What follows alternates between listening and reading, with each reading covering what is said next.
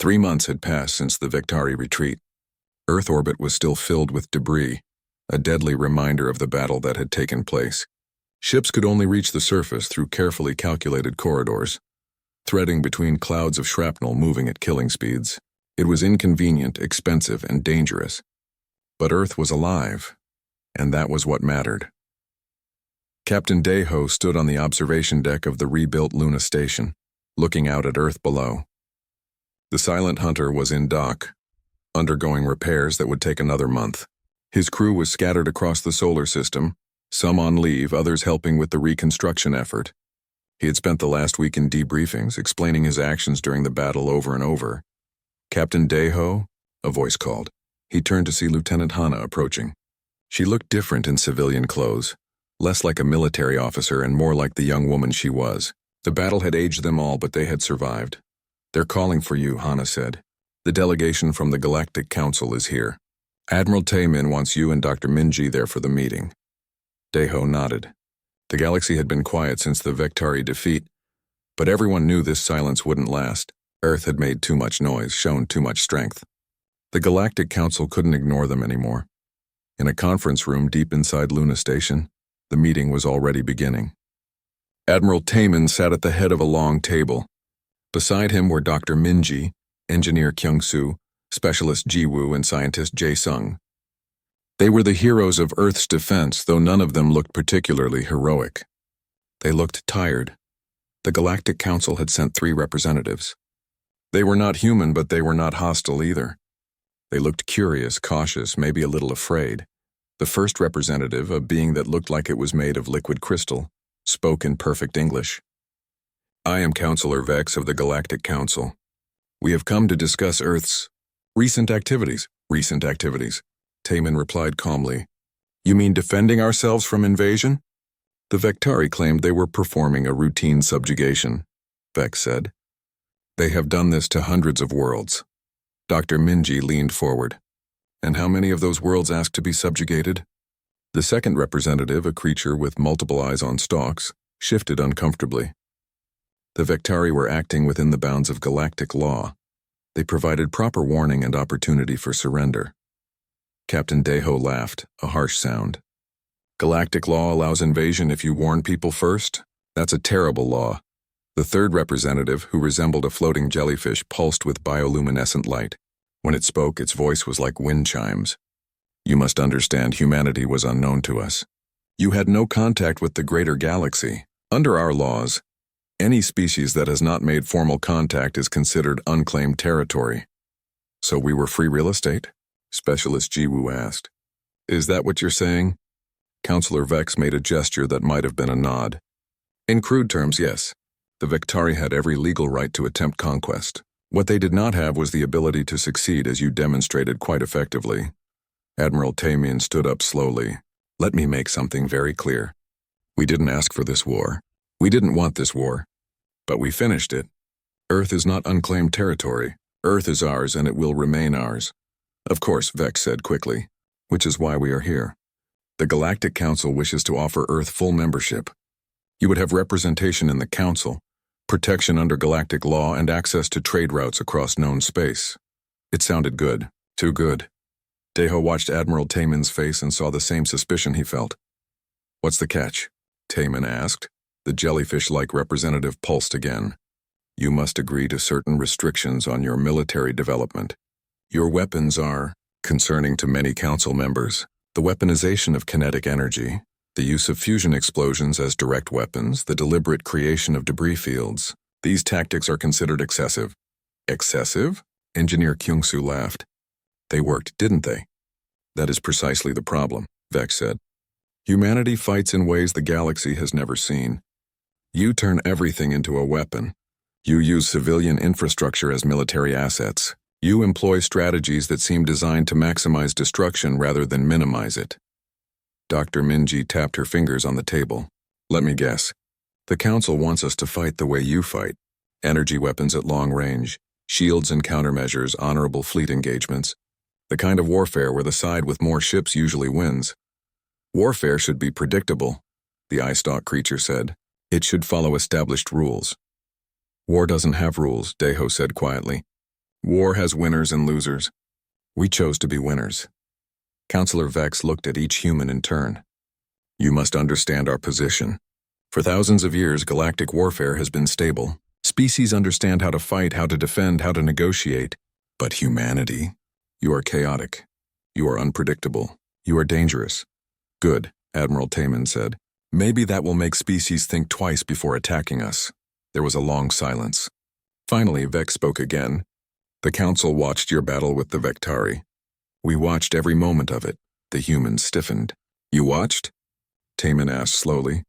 You knew they were coming to destroy us and you just watched? It was a test, Vex admitted. The Council wanted to see how you would respond to a major threat. We wanted to know if you were worthy of joining the greater galaxy. Scientist Jae Sung stood up so fast his chair fell over. You let 8,000 ships come to kill us as a test? You let them threaten Earth, threaten billions of lives as a test? The Vectari were confident, the jellyfish being said. We believed they would succeed.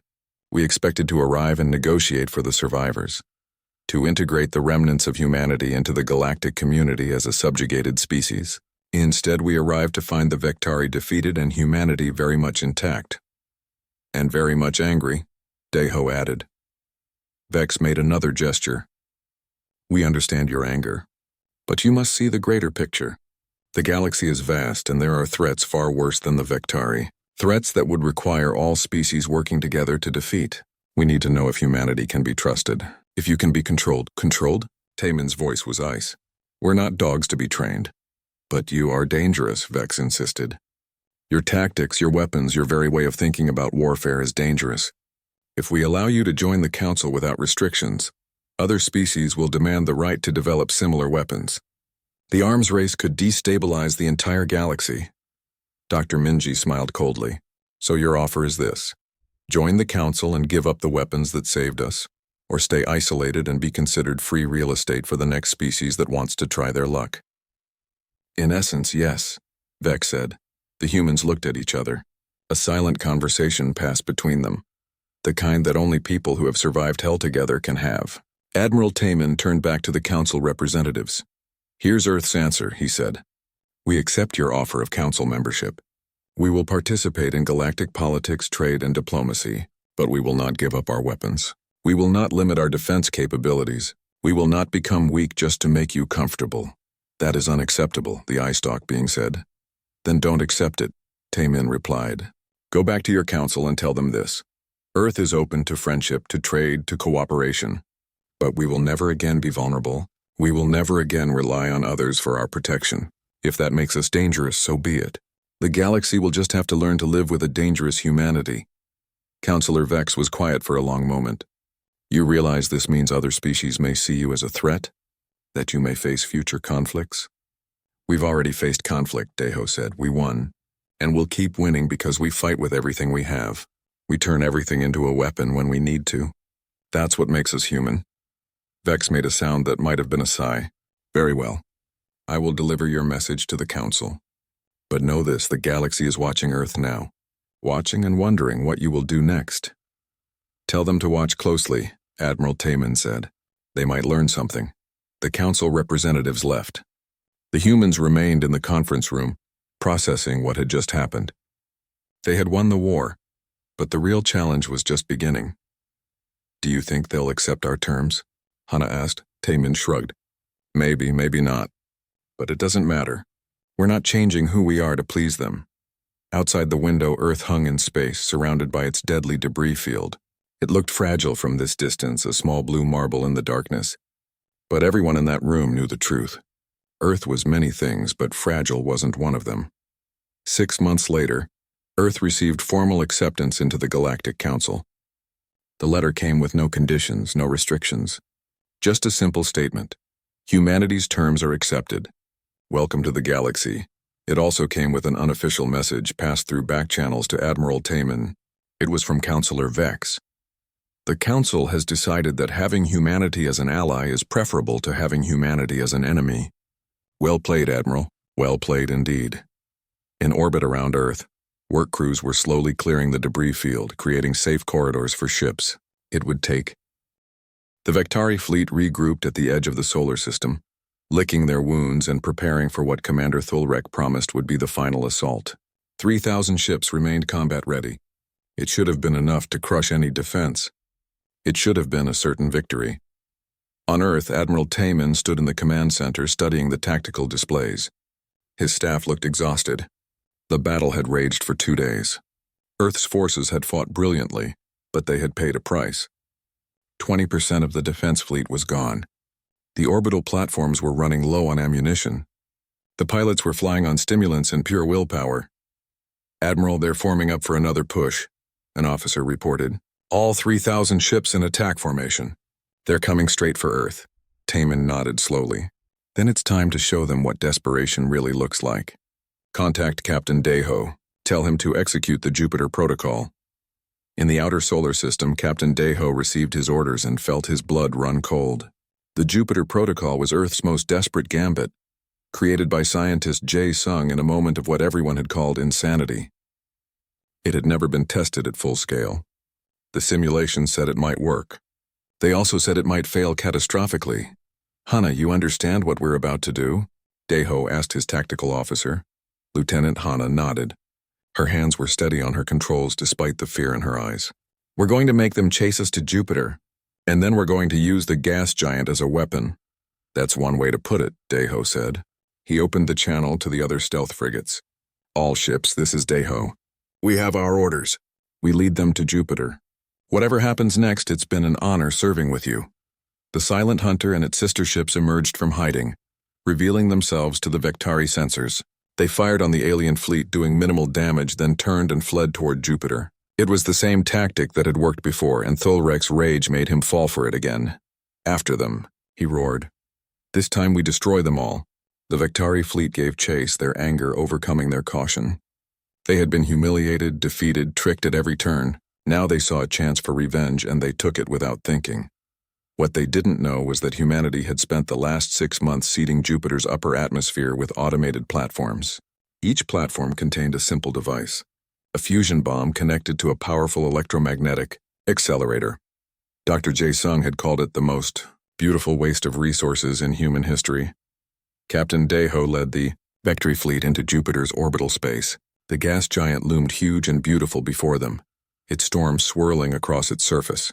Deho counted down the distance. His ship had to get close enough to lure the enemy in, but not so close that it couldn't escape. 500,000 kilometers to Jupiter, Hana reported. Vectari fleet is maintaining pursuit. "They're faster than we calculated." "They're angry," Deho said. "Anger makes you fast and stupid. Let's hope it makes them stupid enough."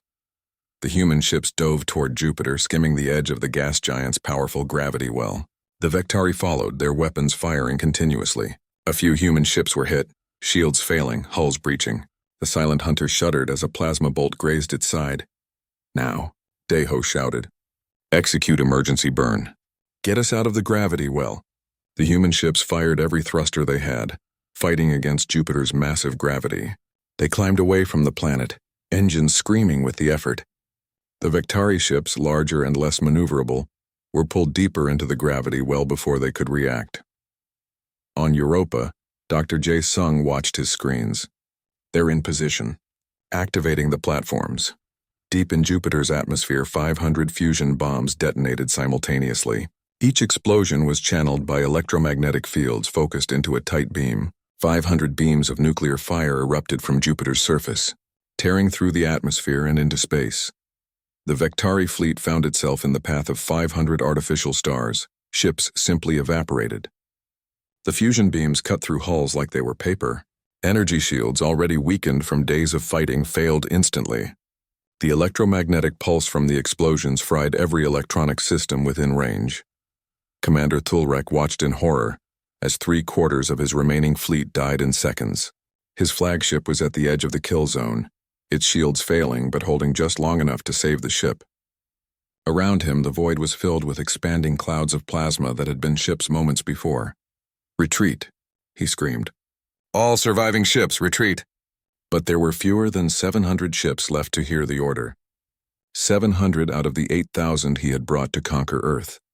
The Vectari Dominion, which had never lost a war, was losing badly. Back on Earth, the command center erupted in cheers. Admiral Taymin allowed himself a brief smile before his face turned serious again. They still have 700 ships. That's enough to hurt us badly. This isn't over. He was right. The surviving Vektari ships, now desperate and with nothing to lose, made one final push toward Earth. They abandoned all tactics, all strategy. It was a pure rage-fueled charge, every ship firing everything it had. Commander Yuna's defense fleet moved to intercept, but they were outnumbered. The orbital platforms fired their last tungsten rods. The fighter squadrons, including a recovered pilot Sung Ho and a new craft, threw themselves at the enemy. But the Vektari pressed on, taking losses but advancing. On Earth's surface, Corporal Hyunwoo and his ground defense unit watched the battle in the sky above. They had prepared for the possibility of a ground invasion, setting up anti-ship missiles and bunkers across the planet. Now it looked like they might need them. "Sir, should we prepare to evacuate civilians?" one of his soldiers asked. Hyunwoo shook his head. "No evacuations. This is our home. We hold the line here no matter what." His missiles locked onto the descending Vektari ships.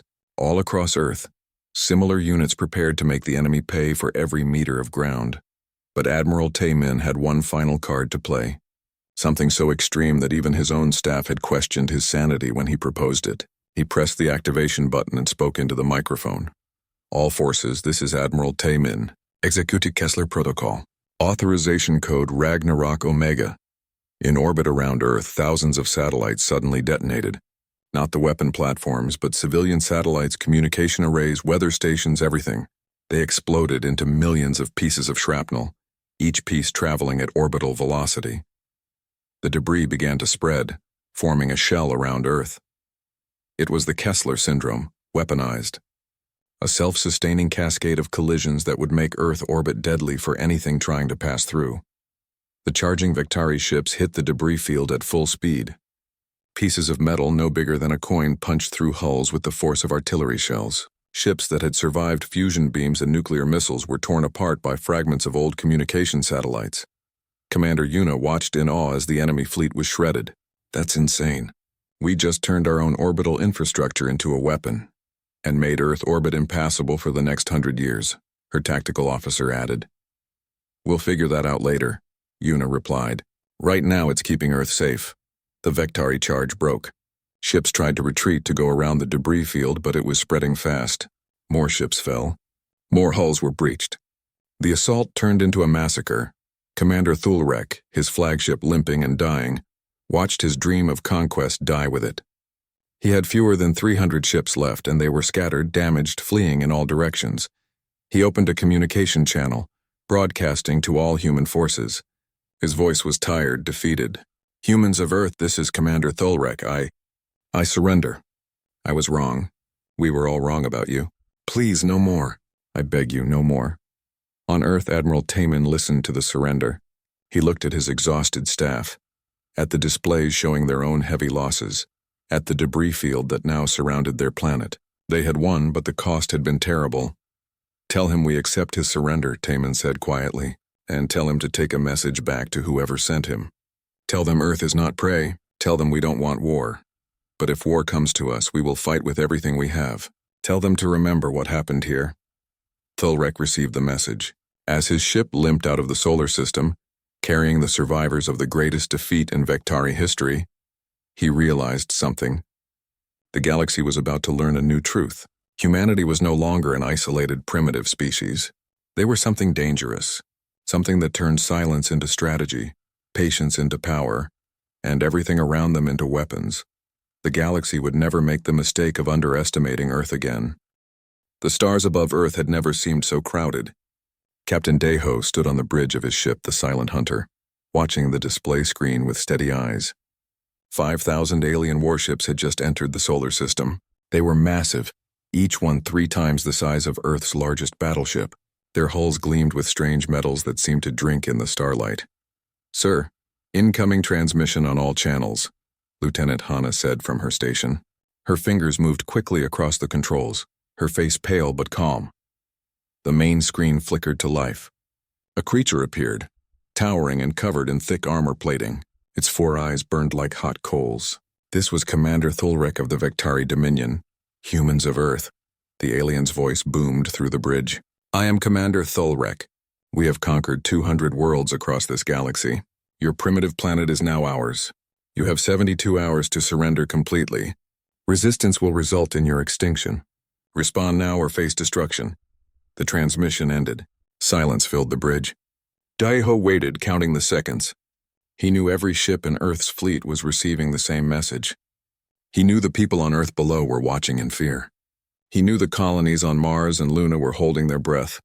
"What are your orders, Captain?" Hana asked quietly. "We wait," Daiho replied. No response. Radio silence across all channels.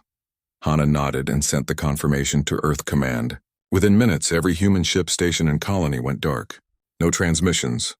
No responses. Nothing but silence. On Earth, Admiral Taemin sat in the command center buried deep beneath the Pacific Ocean. The screens around him showed the alien fleet spreading out like a net around Earth's orbit. His senior officers watched him, waiting for orders. "Admiral, the aliens are waiting for our response," one officer said nervously. "Then let them wait," Taemin replied calmly. He pressed a button on his console. "Activate Protocol Ragnarok. Send the orders through encrypted channels only." Across the solar system, hidden bases received the signal. On Luna, Engineer Kyung-soo watched his screen light up with the activation code he had been waiting for. He was deep inside a crater on the moon's dark side, surrounded by weapons that had been built in secret over the past 15 years. "Finally," Kyung-soo whispered. He began the power-up sequence for the railgun batteries. Massive weapons hidden beneath false lunar rock began to hum with energy. There were 300 such installations across the moon, each one capable of firing tungsten rods at incredible speeds. On Mars, similar preparations were underway. In the asteroid belt, automated platforms came online. In Earth's orbit, what looked like ordinary satellites began to shift and reconfigure. Back on the Vektari flagship, Commander Thulrek watched the human silence with growing amusement.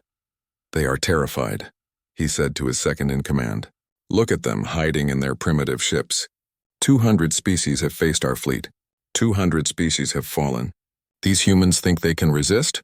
They cannot even find the courage to respond. Perhaps they are preparing a defense, Commander," the second-in-command suggested. Thulrek's laugh was like grinding stones. "Defense? What defense could they possibly have? Our scouts report their technology is centuries behind ours. Their weapons are crude. Their ships are slow. No, they are simply frozen with fear. It makes the conquest easier." The Vektari fleet began to move forward, advancing toward Earth with the confidence of conquerors who had never known defeat. They had fought species with energy shields, with plasma cannons, with antimatter bombs. They had seen every type of weapon the galaxy had to offer. What could these humans possibly have that would surprise them? Captain Daiho received new orders on his private console. He read them twice, then allowed himself a small smile. "Hana, plot a course to these coordinates," he said, sending the data to her station. "Silent running. No emissions. We're heading to the asteroid belt." "The asteroid belt, sir? That will take us away from Earth, trust me," Daiho replied. "We'll be exactly where we need to be." The silent hunter turned silently in space, its special coating absorbing all radiation and making it nearly invisible. It slipped away from Earth's orbit, heading into the darkness. Daiho knew that 20 other stealth frigates were doing the same thing, all moving to positions the enemy would never expect. Hours passed. The Vektari fleet continued its advance. Their long-range scanners detected the human ships near Earth, but they seemed weak and few in number. The humans had perhaps 200 vessels total. Against 5,000, it was laughable. On Earth, Dr. Minji watched from the weapons research facility. She had spent 10 years developing the systems that were about to be tested. Her hands were steady as she monitored the power levels of the orbital platforms. Everything was ready. Everything was waiting for the right moment. "They're still coming," her assistant said. "Don't they suspect anything?" "Why would they?" Minji replied. "They think they know what human weapons look like. They think they've seen everything. They're wrong." Admiral Taemin watched the alien fleet on his displays. They were entering the perfect position, spreading out to encircle Earth completely. In their arrogance, they had moved exactly where he wanted them. It was time. "All stations, this is Admiral Taemin," he said into the secure channel. "Final countdown begins now. Weapons free in 60 seconds. Across the moon, Kyung-soo's hands moved over his controls. The railguns were fully charged. The targeting computers had locked onto their assigned vessels. He looked at the countdown on his screen. 50 seconds, 40 seconds, 30 seconds. On the Vektari flagship, Thulrek was preparing his final ultimatum to the humans when his sensor officer suddenly stiffened. "Commander, I'm detecting massive power spikes across the moon's surface. Multiple locations. I don't understand what—" "Defensive weapons, no doubt," Thulrek said dismissively. "Their final desperate attempt. It will change nothing." The countdown reached 10 seconds. 9, 8, 7. Captain Deho reached the asteroid belt and brought his ship to a complete stop, hiding among the rocks. His crew was silent, watching their own countdown. 3, 2, 1.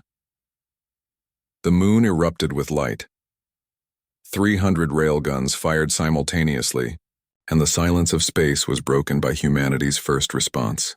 But it was not a response of words. It was a response of weapons, of strategy, of patience finally rewarded. The tungsten rod screamed through space at 10% the speed of light. In the 3 seconds it took them to reach the Vektari fleet, Commander Thulrek realized that the silence had never been about fear. It had been about waiting for the perfect shot. The first rods struck home, and the alien Armada's laughter died in fire and metal. The tungsten rods hit the Vektari fleet like the fist of an angry god. Each rod was just a simple cylinder of metal, but traveling at 10% light speed, each one carried the energy of a nuclear bomb. The alien energy shields, designed to deflect lasers and plasma, might as well have been made of paper. The first Vektari battleship simply ceased to exist. One moment it was there, massive and imposing. The next moment it was a cloud of superheated gas expanding in all directions. Then another ship vanished. Then 10 more. Then 100. Commander Thulrek stared at his displays in disbelief. His mouth opened, but no sound came out. In 30 seconds, 400 of his ships had been destroyed. 400 vessels that had conquered worlds, reduced to nothing by primitive kinetic weapons. Shields are useless, his sensor officer screamed. The projectiles are physical mass, not energy. Our shields can't stop them. Evasive maneuvers, Thulrek roared. All ships, scatter formation. But the Vektari fleet was designed for overwhelming attacks, not evasion. Their ships were large, powerful, and slow. They began to turn, but the second wave of railgun fire was already on its way. On Luna, engineer Kyungsu was laughing. He had spent 3 years installing these weapons, hiding them in fake mining equipment, disguising power conduits as communication cables. The Vektari scouts had looked right at them and seen nothing suspicious.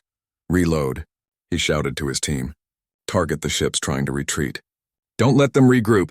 The railguns fired again. More alien ships died. The vacuum of space was filling with debris, with frozen atmosphere, with the bodies of aliens who had thought themselves invincible. In Earth's orbit, the second part of the trap activated. What the Vektari had thought were simple satellites suddenly opened like metal flowers. Inside each one was a tungsten rod, suspended in an electromagnetic launcher. Thousands of these orbital platforms fired simultaneously, adding to the storm of metal already tearing through the alien fleet. Dr. Minji watched the results on her screen. Her voice was calm as she spoke into her communicator. Orbital platforms performing as expected. Kinetic penetration is 100% effective against Vektari shield technology. Proceeding to Phase 2. Admiral Taman nodded from his command center. Execute Phase 2. Release the swarm. Across Earth's orbital space, launch bays opened on what had appeared to be civilian stations. Thousands of small attack craft poured out like angry insects. Each craft was barely 10 meters long, crewed by a single pilot. They carried no shields, no heavy armor. But each one was fast, maneuverable, and armed with nuclear-tipped missiles. Pilot Sung Ho was in the first wave. His fighter was so small that the Vektari sensors barely registered it as a threat. He grinned as he pushed his throttle forward, accelerating to speeds that would have killed most alien species. Humans had evolved in Earth's gravity, one of the strongest gravities of any inhabited world. What crushed other species only made humans uncomfortable. This is Sung Ho to all wings, he called over the radio. Let's show these aliens what real flying looks like. His fighter twisted and dove between pieces of debris, moving in patterns no computer could predict because they came from instinct and years of training. The Vektari point defense systems tried to target him, but couldn't track his irregular movements. Sung-ho locked onto a Vektari cruiser and fired. His missile streaked forward, and he was already turning away before it hit. The nuclear warhead detonated against the cruiser's hull. Without shields to stop kinetic weapons, the aliens had diverted all power to engines and weapons. The explosion tore the cruiser in half. All across the battlefield, the human fighters were doing the same thing. They were too small, too fast, too unpredictable. The Vektari had fought enemies with powerful battleships and organized fleet tactics. They had never fought enemies who turned individual pilots into weapons of mass destruction. Commander Thulrek tried to focus his forces on the human fighters, but then the third surprise hit him. His communication systems went insane. Every screen on the bridge showed random data. Orders he sent to his fleet were changed in transmission. Reports from his ships contradicted each other. His entire command network was collapsing. On Earth, Specialist Jiwoo sat in a dark room filled with computers. Her fingers flew across multiple keyboards simultaneously. She had spent the last hour breaking every encryption code the Vektari used. Now she was inside their network, turning it against them. Ship designate VT-447.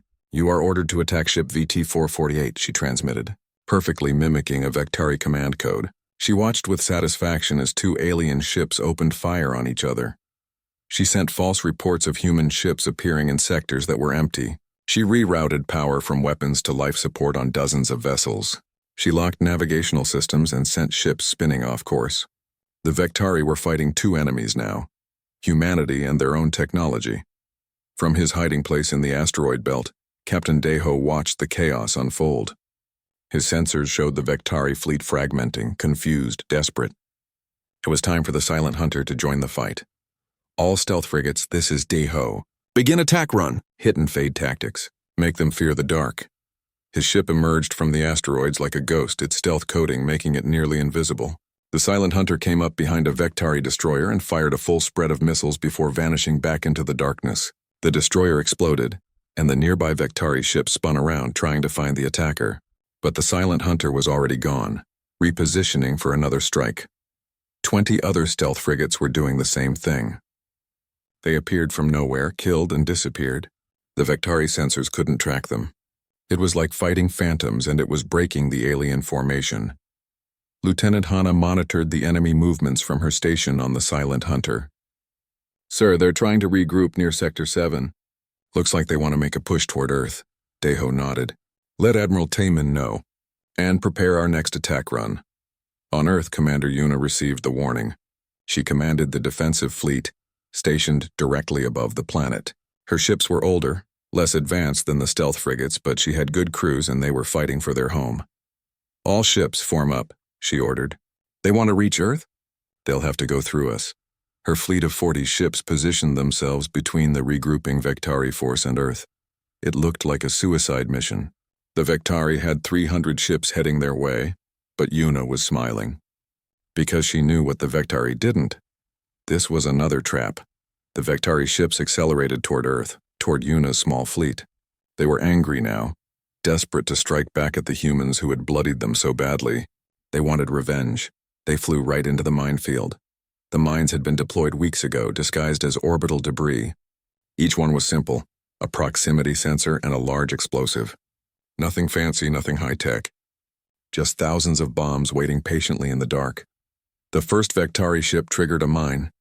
The explosion set off 10 more. Those explosions triggered 100 more. In seconds, the entire sector was a chain reaction of fire and death. Ships that survived the blast were torn apart by shrapnel. The Vektari charge became a rout. Commander Yuna watched 300 enemy ships reduced to less than 50 in under a minute. All ships advance. Destroy survivors. Her fleet moved forward, firing everything they had. The surviving Vektari ships, damaged and disoriented, could barely fight back. One by one, they died. On the Vektari flagship, Commander Thulrek stared at the tactical display. He had arrived with 5,000 ships. Now he had less than 4,000. The humans had been silent for 72 hours, and in the first 30 minutes of battle, they had destroyed a fifth of his fleet. Send for reinforcements, he said quietly. Send every ship we have, and tell them to be careful. These humans are not primitives. They are something else entirely. His second-in-command hesitated. What should we tell the council, Commander? How do we explain this? Thulrek's eyes burned with rage and something else, something that looked like fear. Tell them we underestimated Earth. Tell them these humans fight like nothing we've ever seen. And tell them to hurry, before there's nothing left of us to reinforce." The battle had been raging for 6 hours. Space around Earth was a graveyard of broken ships and debris fields that stretched for thousands of kilometers. The Vektari fleet had been hurt badly, but they were far from defeated. And now, reinforcements were coming. Captain Deho watched the sensor readings on the Silent Hunter's main display. 3,000 new ships had just entered the solar system. The Vektari Dominion was bringing everything they had to crush Earth. His communication panel blinked with an incoming message from Admiral Taemin. "All ships, this is Admiral Taemin. The enemy reinforcements have arrived. Execute withdrawal plan Delta. Fall back to designated positions. Make them think they're winning." Deho smiled grimly. Even now, even with alien reinforcements, Earth was still playing the long game. "You heard the Admiral," he said to his crew. "Take us out toward Jupiter, and make sure they see us retreat." The Silent Hunter powered up its main engines, abandoning its stealth mode. Across the battlefield, other human ships did the same. They fired their weapons desperately, then turned and fled toward the outer solar system. It looked like a rout. It looked like Earth's defense was breaking. Commander Thulrek aboard his damaged flagship felt hope for the first time in hours. "They're running!" "All ships pursue!" "Don't let them escape." The Vektari fleet, now numbering over 6,000 ships, gave chase. They were angry. They had lost friends, lost pride, lost the certainty of easy victory. Now they wanted revenge, and the fleeing human ships offered it to them. On Earth, Admiral Taemin watched the enemy fleet follow his ships exactly as planned. He turned to his communications officer. "Contact Dr. Jae-sung. Tell him it's time." In a laboratory on Europa, one of Jupiter's moons, scientist Jae-sung received the message. He looked at his team, gathered around the control console. "Gentlemen, ladies, we've spent 2 years on this project. Everyone said we were crazy. Let's prove them right." His fingers moved across the controls, activating a system that stretched across millions of kilometers of space. For the past year, automated ships had been positioning what looked like random debris in a careful pattern between Mars and Jupiter. Asteroids, old ship parts, broken satellites, all of it drifting in what appeared to be natural orbits. But it wasn't debris. It was a weapon. Captain Deho led the Vektari fleet deeper into the outer solar system. His sensors showed them getting closer to Jupiter's orbit. Lieutenant Hana counted down the distance. 50,000 kilometers to the activation zone. 40,000. 30,000. "Keep them interested," Deho said. "Fire a few shots. Miss badly. Make them think they're about to catch us." The Silent Hunter fired its rear guns. The shots went wide, and the Vektari ships surged forward, sensing victory. They were so focused on the retreating humans that they didn't pay attention to the debris field they were entering. 10,000 kilometers, Hana reported. "We're in the zone." Deho opened the fleet-wide channel. "All ships, emergency acceleration. Maximum burn. Get clear now." The human ship suddenly exploded forward with speed the Vektari hadn't known they possessed. The aliens, caught by surprise, couldn't match the acceleration. They fell behind, frustrated, pushing their own engines harder to keep up. On Europa, Dr. Jae-sung pressed the activation button. Every piece of debris in the field contained a simple proximity mine. When one detected a ship within range, it exploded. The explosion triggered the mines nearby. Those explosions triggered more mines. Within seconds, millions of cubic kilometers of space became a storm of fire. The Vektari fleet flew straight into it at full speed. Ships on the front line simply vanished in the overlapping explosions. Those behind them tried to stop, to turn, but they had too much momentum. They crashed into the expanding debris field, into each other, into the continuing chain of explosions. Commander Thulrek screamed orders that no one could hear over the chaos. His fleet was dying, burning, breaking apart. 800 ships destroyed in minutes. Another 300 damaged beyond repair. The careful formation he'd maintained was now a scattered mess of crippled vessels. "Withdraw! All ships withdraw!" he finally managed to transmit. But the surviving Vektari ships found that withdrawing was harder than advancing. The mines had created a barrier of debris moving at high speeds. Every direction they turned, there was danger. Ships that tried to escape were holed by shrapnel. Others collided with unseen obstacles. From a safe distance, Captain Deho watched the destruction. "That's for everyone on Luna Station," he said quietly. remembering the civilian facility the Vectari had threatened to destroy in their opening message. But the battle wasn't over. The Vectari still had over 4,000 functional ships. They were hurt, disorganized, and frightened, but still dangerous. And Earth's defense fleet had lost ships too. The cost was mounting. On Earth, Dr. Minji was working on a different problem. She had been analyzing the Vectari communication system, trying to find a weakness. What she discovered was both brilliant and terrifying. "Admiral, I've found something," she reported to Taemin. "The Vectari use quantum entanglement for communication. Paired particles that can transmit information instantly across any distance. It's supposed to be impossible to hack." "But you found a way?" Taemin asked. "Not to hack it, but I found a way to introduce noise into the system. Random particles scattered across their communication frequency. It won't break their communications, but it will make them unreliable. Delays, errors, corrupted messages." Taemin considered this. An enemy who couldn't communicate properly couldn't coordinate. "How long to implement?" "It's already done," Minji said with a slight smile. "I've been broadcasting the interference for the last 10 minutes. Aboard the Vectari flagship, Tulrek was experiencing exactly what Dr. Minji intended. His orders to the fleet were being received with delays or errors. Reports from his ships contradicted each other. The quantum network he had relied on for instant perfect communication was failing. "What is happening?" he demanded.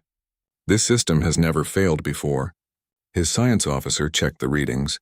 "Commander, I'm detecting unusual quantum activity. Someone is flooding our communication bands with random entangled particles. It's creating interference we can't filter out." Thulrek felt a chill. The humans had somehow found a way to attack quantum communication. These primitives, who should have been easy prey, were using technology and tactics he'd never seen before. Specialist Ji Woo, still working from her dark room on Earth, took advantage of the chaos in the Vectari network. With their quantum communication disrupted, they had fallen back on conventional radio. That was something she could hack easily. She sent false orders to Vectari squadrons, directing them away from each other. She fed fake sensor data showing human ships where there were none. She created confusion and fear with just a keyboard and brilliant understanding of their systems. The Vectari fleet began to fragment. Ships broke away into small groups, each one acting independently because they couldn't trust their orders. Some retreated toward the edge of the solar system. Others tried to regroup.